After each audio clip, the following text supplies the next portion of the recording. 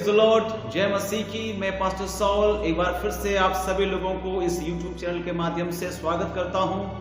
आप सभी लोगों को परमेश्वर पिता, पुत्र, पवित्र आत्मा के नाम से आशीष देता हूं।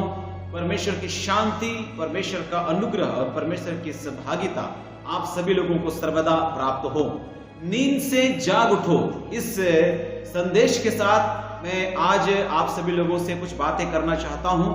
नींद से जाग उठो। जैसे जैसे बीमारी समाप्त हो रही है, सब कुछ सामान्य हो रहा है, आप एक बात को नोटिस कर रहे होंगे कि कुछ समय पहले जब बीमारी अपने चरम पर थी, कई लोग इतना अधिक प्रार्थना, विनती और बाइबल पढ़ रहे थे कि कहना ही नहीं। और सोशल मीडिया में भी इतने संदेश आ रहे थे, इतने प्रचारक आ गए थे, इतने प्रचार करने वाले आ गए कि उसके बारे में कहना ही नहीं।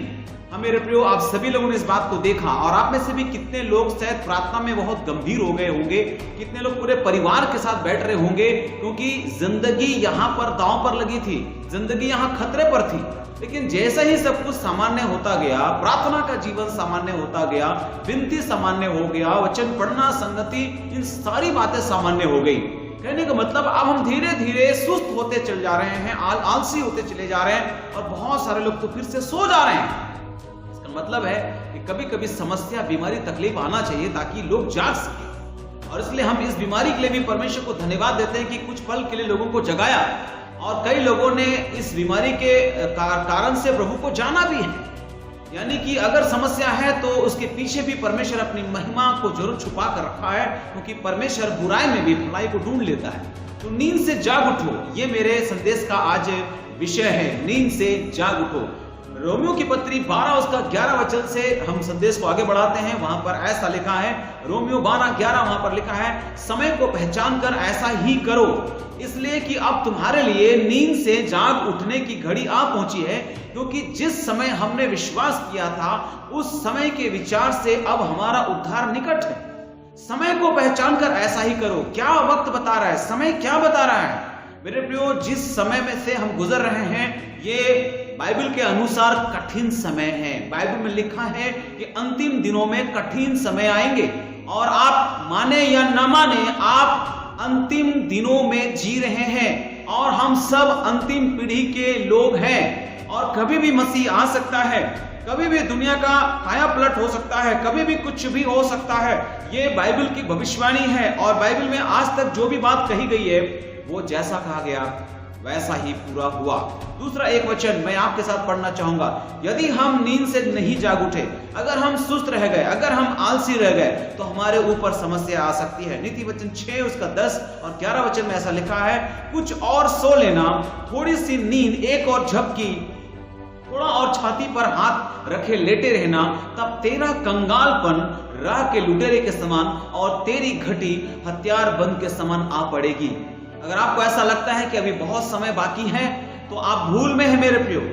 आपको लग रहा है कि नहीं अभी बहुत समय बाकी है तो आप भूल में हैं, आपके लिए समय नहीं है। अगर आप सोच रहे हैं कि थोड़ा से और सो लूं, थोड़ा से और एक झपकी ले लूं, थोड़ा से और एक नींद ले लूं, थोड़ा से और हाथ छाती पर रख करके मैं लेट जाऊं, तो मैं आपको बताना चाहता हूं, बाइबल बताती है आपके जीवन में समस्या आ सकती है। आपके जीवन में समस्या हथियार बंद के समान आ सकती है, अचानक आ सकती है, टूट पड़ सकता है ये समस्या। आपको जाग जाना चाहिए। ये समय सोने का बिल्कुल नहीं है, ये नींद से जाग उठने का समय है, जागते रहने और प्रार्थना करने का समय है। क्योंकि एक तो हम अंतिम समय में जी रहे हैं, दूसरी बात कि हम मसीहों के लिए ये कठिन समय है और ज्यादा। दूसरे लोगों के लिए तो है ही है, लेकिन मसीहों के लिए और सताव बढ़ेगा। आप लगातार सुन रहे होंगे कि कई जगह में मसीहों के ऊपर में सताव लगातार बढ़ा है और आप सुरक्षित नहीं है। आप में से कई लोग सोचते होंगे कि हम तो बिल्कुल आरामदायक जगह में हैं, बिल्कुल सेफ जगह में हैं, सुरक्षित जगह में हैं, लेकिन ऐसा नहीं है। मैं आपको बताना चाहता हूं कि बहुत जल्द आप एक ऐसे समय को देखने जा रहे हैं जहां पर हर एक मसीह सताहट का सामना करेगा, क्योंकि ये बाइबल की भविष्यवाणी बताती है। यदि तुम संसार से प्रेम रखते तो संसार तुमसे प्रेम करता, क्योंकि तुम संसार से बैर रखते हो इसलिए संसार तुमसे बैर रखेगा, क्योंकि उसने मेरे साथ किया, यीशु ने कहा तेरे साथ भी होगा। योना पुस्तक उसका 1 अध्याय उसका 5 और 6 वचन, आप सभी जानते हैं कि वहां पर क्या हुआ। आप सबको पता है कि परमेश्वर ने योना को एक काम सौंपा, लेकिन योना उस काम को छोड़ करके कहां भागा? तर्शीश की ओर भागा। उसको जाना था निनवे, लेकिन वो नहीं जा करके वो तरसीस चला गया, क्योंकि निनवे के लोग अच्छे नहीं थे और योना चाहता था कि उस नगर के लोग नष्ट हो जाए। मेरे प्रियो, आप कुछ भी चाहेंगे ऐसा हो जाएगा, ऐसी बात नहीं है। आप चाहे कितना ही बड़ा प्रभु का दास है, आप जो बोलेंगे वही प्रभु नहीं करेगा। प्रभु की इच्छा हर व्यक्ति को बचाने का है। प्रभु को हर आत्मा में रुचि है, एक एक व्यक्ति उसके लिए महत्वपूर्ण है। योना उन बातों को छोड़ करके, उनकी आज्ञाओं को छोड़ करके तर्शीश भाग रहा था। और आप सभी को पता है कि जब वो जहाज में चढ़ा तो नीचे स्थान में उतर करके वो एक जगह सो गया। गहरी नींद में वो सो रहा था। उसी समय आंधी और तूफान आने लगी और नाव पर जितने भी लोग थे उनके जान खतरे पर आ गई। उनके जान के ऊपर में खतरा आ गया। और आप सभी को पता है योना गहरी नींद में सो रहा था और नाविकों की जान वहां पर खतरे में थी। आज भी कलीसिया में कितने लोग निश्चिंत सो रहे हैं, जबकि उनके चारों ओर कितने लोग आत्मिक रूप से मर रहे हैं, नाश हो रहे हैं। जागिए, लोगों को आपकी जरूरत है। आप योना के समान तर्शीश का टिकट काट करके जहाज में सवार होकर भागिए मत, सो मत जाइए, क्योंकि कितने लोगों का जान खतरे में है। मेरे प्रियो, योना वहां सो गया और कितने लोगों के जीवन को वो खतरे में डाल दिया। आप ऐसा न करें। परमेश्वर ने जो सेवा आपको सौंपा है उसको आपको करना ही पड़ेगा। न्यायों की पुस्तक उसका 16 अध्याय उसका 19 और 20 वचन जब आप पढ़ेंगे तो आपको पता चलेगा सिमसोन, जिसके ऊपर परमेश्वर का विशेष अभिषेक था और उनके बाल के ऊपर 7 लटें उसकी थी और उसी के ऊपर जो है परमेश्वर का अभिषेक था। वो जन्म से जब वो जन्मा, वो नाजीर, जन्म से ही वो नाजीर चुन लिया गया, प्रभु का एक विशेष जन चुना गया। और वो इतना शक्तिशाली व्यक्ति था कि अकेले जो है शेर को फाड़ सकता था, भालू को फाड़ सकता था, कई सेनाओं को, सेना के बड़े झुंड को नाश कर सकता था। लेकिन एक दिन मेरे प्रियो, दलीला नाम के स्त्री के झांसे में आकर, उसके धोखे में आकर, उसके ऊपर मोहित होकर अपनी जिंदगी को तबाह कर दिया। और आपको पता है कि कैसे दलीला ने एक दिन उसको अपने घुटनों पर सुला रखा और उसका उस राज को उसने जान लिया कि उनकी लटे जो है उसी के अंदर परमेश्वर का अभिषेक छुपा हुआ है। और एक दिन उसने अपना राज खोल दिया और जब वो घुटनों पर सोया हुआ था, दलीला के गोद पर सोया हुआ था, उसी समय उसकी लटे काट दी गई और वो निर्बल हो गया। और बाइबल बताती है 20वां वचन जब आप पढ़ेंगे, परमेश्वर यहोवा उसके पास से चला गया। अगर आप नींद में रहेंगे, परमेश्वर यहोवा आपके पास से चला जाएगा। अगर आप नींद में रहेंगे, कंगालपन राग के लुटेरे के समान और आपकी घटी हथियारबंद के समान आप पड़ेगी। अगर आप नींद में रहेंगे, कई लोगों के जान को आप खतरे में डाल सकते हैं। मत्ती रचित सुसमाचार उसका 13 अध्याय उसका 25 वचन में लिखा है, पर जब लोग सो रहे थे तो उसका शत्रु आकर गेहूं के बीच जंगली बोकर चला गया। जंगली बीज बो करके चला गया। हाँ, जंगली बीज को आज भी मेरे प्रियो हमारे बीच में बोया जा रहा है, क्योंकि कलीसिया सोई हुई है, अगुवे सोए हुए। अगर आप सोए रहेंगे तो यही होगा। जब लोग सो रहे थे तो शत्रु आया और गेहूं के बीच में जंगली बीज को बो करके चला गया। आज भी कलीसिया में आप देख सकते हैं कि वो जंगली बीज साथ साथ में बढ़ रहा है। इसका कारण ये है कि लोग सोए हुए थे, अगुवे सोए हुए थे, जिनको उसे खेत की रखवाली करने के लिए दी गई थी, वे सोए हुए थे, इसलिए जंगली बीज कलीसिया में आ गए हैं। खैर, समय आएगा और उस दिन सभी चीज को अलग अलग किया जाएगा कि गेहूं कौन है और जंगली बीज कौन है। मत्ती 25 अध्याय उसका 5 से लेकर 13 वचन, आपको शायद वो कहानी याद होगा जहां पर 5 बुद्धिमान कुंवारी हैं और 5 मूर्ख कुमारियां हैं और ये दोनों दूल्हे का इंतजार कर रही है। दोनों समूह दूल्हे का इंतजार कर रही थी। आपको मैं बता दूं कि दूल्हा के आने में जब देर हुई तो वह बताती है कि मूर्ख कुमारियां ऊँघने लगी और सो गई। फलस्वरूप क्या हुआ, वे छूट गई। दूल्हा आया आधी रात को और जो तैयार दुल्हन थी, जो जागी हुई दुल्हन थी, जो तेल और मसाल लेकर के रेडी थी, उनको अपने साथ ले गए। मेरे प्रियो, ये जो घटना है ये कलीसिया की स्थिति को बताता है। कलीसिया की स्थिति, ये जो बुद्धि, कलीसिया में 2 तरह के लोग हैं, एक बुद्धिमान और दूसरा मूर्ख है। बुद्धिमान कौन है? जिसने अपना घर चट्टान पर बनाया, अर्थात यीशु में वो अपना जिंदगी जीता है। लेकिन मूर्ख कौन है? जो बालू पर अपना घर बनाया, संसार पर भरोसा करके अपना घर वहां पर उसने बनाया है। मेरे प्रियो, गिर जाएगी, ऐसा घर गिर जाएगा। आप कौन है, बुद्धिमान है या मूर्ख है? बुद्धिमान कुंवारी में से हैं कि मूर्ख कुंवारी में से हैं? तो आज भी 2 तरह के मसीह लोग हैं, एक सोया हुआ मसीह और एक तैयार मसीह। आप कौन मसीह हैं? सोया मसीह, तैयार मसीह। आप जानते हो कि आप कौन सा मसीह हो।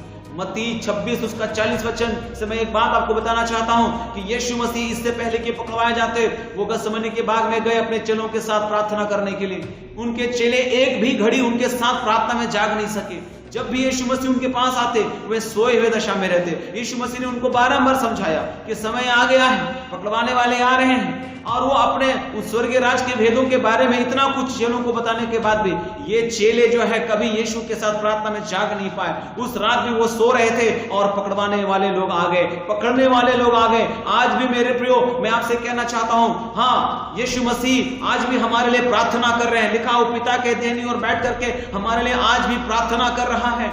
देह के दिनों में भी आहें भर भर कर प्रार्थना किया और अभी भी प्रार्थना कर रहा है, और वो आशा कर रहा है कि हम उसके साथ जागते हुए प्रार्थना करें। उसने हमें यह सिखा करके चला गया कि जागते और प्रार्थना करते रहो। लेकिन अभी भी मेरे प्रियो हमारी प्रार्थना जागृत प्रार्थना नहीं है, सोई हुई प्रार्थना, सामान्य प्रार्थना, ड्यूटी वाली प्रार्थना, किसी तरह से पूरा करना है उस प्रार्थना को, वही प्रार्थना चल रहा है। मेरे प्रियो कब तक ऐसा चलेगा? ये समय नींद से जाग उठने का समय है। नींद से जाग उठो। प्रेरितों के काम 20 उसका 8-9 में अगर आप जानते हैं, अगर आप पढ़ोगे बाइबल में, तो बाइबल बताती है कि पौलुस एक जगह में प्रचार कर रहे थे।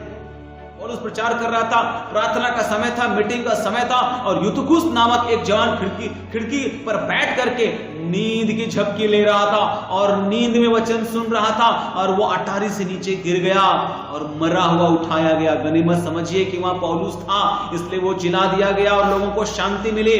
परंतु आज तो अगर आप वचन सुनते सुनते सो गए और मर गए, वहां पौलुस नहीं है कि आपको जिंदा करें। आप वचन कैसे सुन रहे हैं? क्या सो करके सुन रहे हैं? ऊंघते हुए सुन रहे हैं? लेटते हुए सुन रहे हैं? आलसी होकर सुन रहे हैं? आज भी कई लोग जब संदेश सुनने की बारी आती है, जब मैं यूट्यूब पर कई लोगों को संदेश सुनाता हूं, कई से पूछता हूं कि आपने मेरी वीडियो पूरी देखी? बोला नहीं देखा। दुनिया की हर चीजें लटर पटर, दुनिया चीजें सोशल मीडिया में, फेसबुक पे हम देख लेते हैं, यूट्यूब पर हम देख लेते हैं, लेकिन जब संदेश सुनने की बारी आती है, ये काम था, वो काम था, नींद आ गई, आलसी आ गए, ऐसे ही सोते रहोगे तो मरोगे, नष्ट हो जाओगे, अनंत जीवन से वंचित हो जाओगे।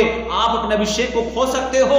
आपके जीवन में कंगालपन रहा के लुटेरे के समान आ जाएगा, आपकी घटी हथियारबंद के समान आ पड़ेगी। इफिसियों की पत्री 5:14 पद इस वचन के साथ अपने संदेश को खत्म करने वाले हैं। यहाँ पर ऐसा लिखा, इस कारण वह कहता है, हे सोने वाले जाग और मुर्दों में से जी उठ, तो मसीह की ज्योति तुझ पर चमकेगी।